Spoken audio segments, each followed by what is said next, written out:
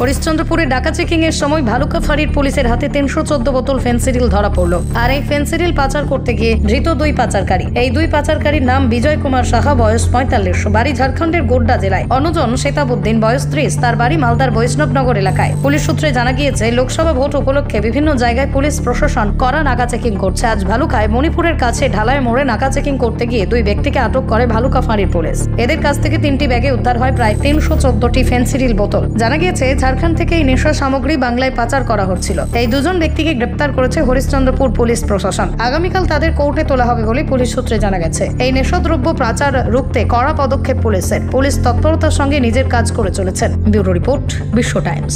ফিরবে হুঁশ, জাগবে মানুষ।